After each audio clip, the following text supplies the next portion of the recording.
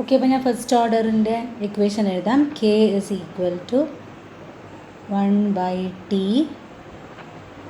Loan concentration of R0 divided by concentration of R. Okay.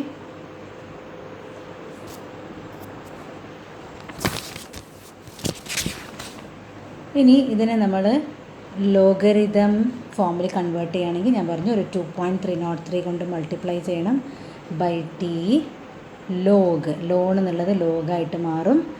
R0 divided by concentration of R. Okay.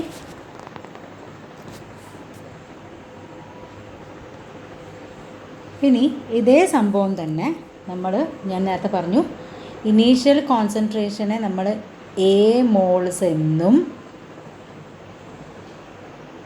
At the time, അതായത് time 0 ആവുമ്പോൾ A മോൾസും time T ആവുമ്പോൾ A-x മോൾസുമാണ് എന്നെടുക്കുകയാണെങ്കിൽ, അപ്പോൾ A എന്ന് പറയുന്നതാണ് നമ്മളുടെ R0, A-x എന്ന് പറയുന്നത് concentration of R ആണ്, because it is for the time T.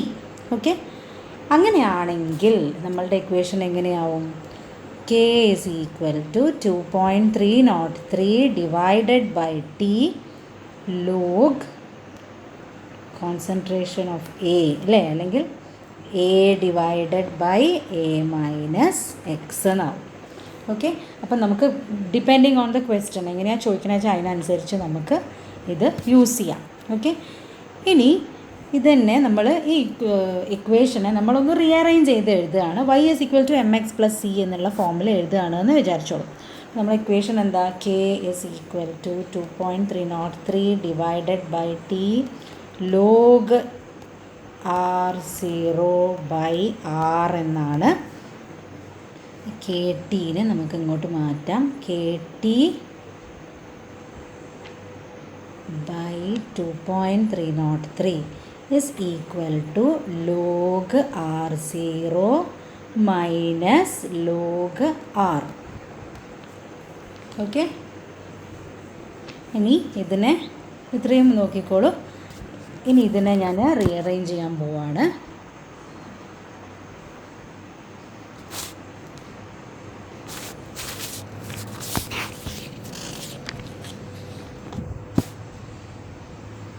Log R is equal to minus K T, ഒന്നുമില്ല എന്ന് തിരിച്ചെഴുതിയെന്നേ ഉള്ളൂ, 2.303 പ്ലസ് ലോഗ് R0.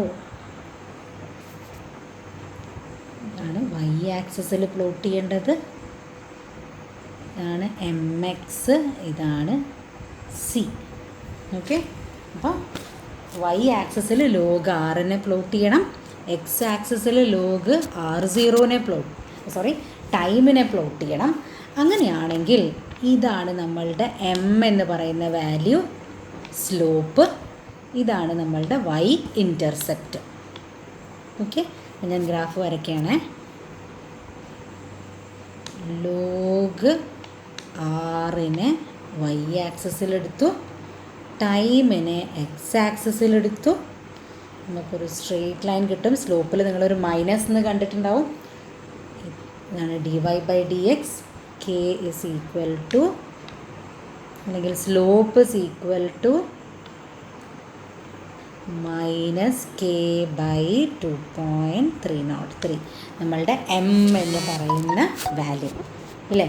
ഈ ഡിസ്റ്റൻസ് ഇതാണ് c എന്ന് പറയുന്നത്, ലോഗ് R0.